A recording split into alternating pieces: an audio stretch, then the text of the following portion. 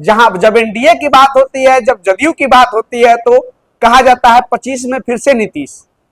लेकिन चिराग पासवान का क्या भविष्य होगा आगामी विधानसभा चुनाव में? एक तरफ उनका बयान भी सामने आया था 243 सीटों पर चुनाव लड़ेंगे। क्या कि एनडीए उनको सीएम फेस के तौर पर प्रोजेक्ट करता है कि नहीं? अब चिराग पासवान जी के नेतृत्व में बिहार आगे बढ़ चुका है। रूप से मैं चाहता हूं उनको सीएम बनना चाहिए। मैं तो चाहता हूं कि वो सीएम बने, क्योंकि बिहार में एक ऐसा नेतृत्व जरूर आनी चाहिए जो बिहार को परिवर्तन करे। ये मैं इसके समर्थक करते हैं। न्यूज जंक्शन बिहार देख रहे हैं आप, मैं हूं आपके साथ शिवम। देखिए, आगामी विधानसभा चुनाव करीब है।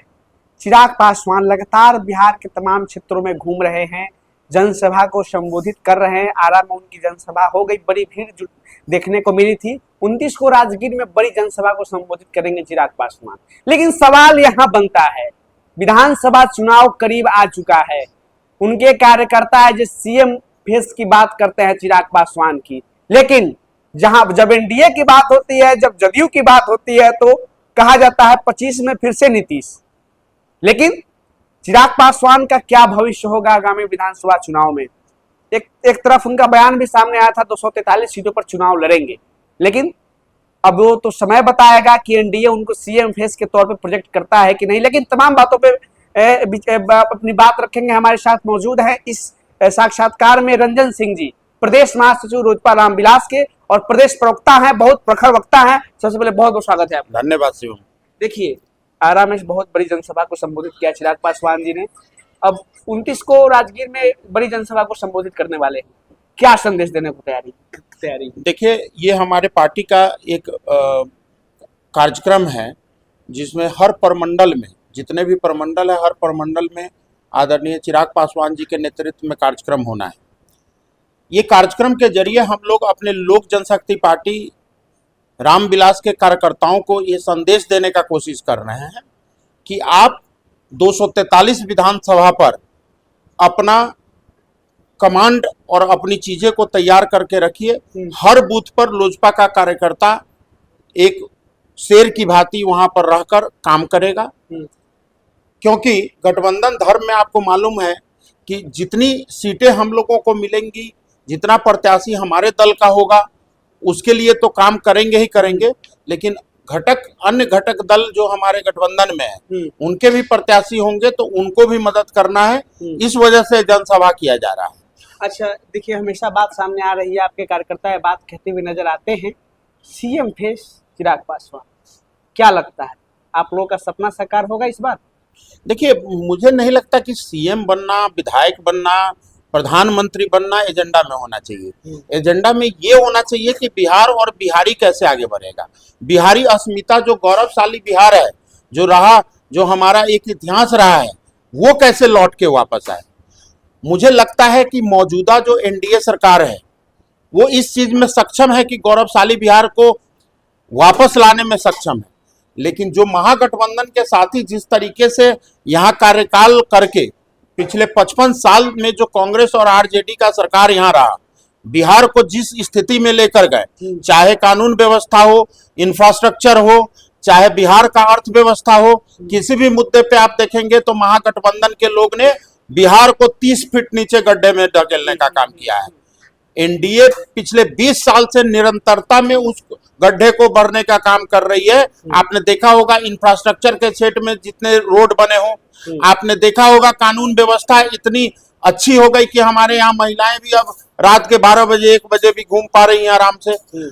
आज महिला सशक्तिकरण की बात हो, युवा की बात हो, ये तमाम जो मुद्दे हैं, बिहारी अस्मिता की बात हो, बिहार फर्स्ट की बात हो, ये चिराग पासवान जी लेकर चले हैं और एनडीए के नेतृत्व में चले हैं। तो निश्चित रूप से उनको सीएम बनाना, अगर आप पूछेंगे एज ए कार्यकर्ता, तो हर दल का कार्यकर्ता चाहता है कि नहीं, निश्चित रूप से मैं चाहता हूं उनको सीएम बनना चाहिए। मैं तो चाहता हूं कि वो सीएम बने, क्योंकि बिहार में एक ऐसा नेतृत्व जरूर आनी चाहिए जो बिहार को परिवर्तन करे। ये मैं इसके समर्थक करते हैं। लेकिन मैं बात करते हैं कि नीतीश कुमार थक चुके हैं, क्या एनडीए में युवा चेहरा मिलने की तैयारी है इस बार?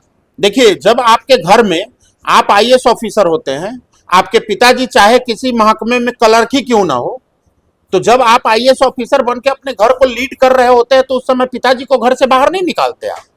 आप चाहते हैं कि उनका तजुर्बा और हमारे नेता के जो युवा सोच है और युवा जो जोश है, उसी तरीके से आदरणीय नीतीश कुमार जी के तजुर्बा और इनका सोच, इन दोनों का समागम का एक सरकार देखने को मिले, जिससे विकसित बिहार के कल्पना को हम लोग परिलक्षित कर पाए। लेकिन सीट शेयरिंग में तो बड़ा विवाद दिखता हुआ नजर आ रहा है। पिछली बार भी यही हुआ था, सीट शेयरिंग में बात नहीं बन पाई थी। इस बार भी बड़ा विवाद दिखता हुआ नजर आ रहा है। आप लोग की मांगे कुछ और है, विवाद एक अलग है, ऊपर से चाचा का एक प्रेशर अलग है। वो लोग कहते हैं कि आप लोग धोखा दिए, आप लोग कहते हैं कि वो लोग धोखा दिए।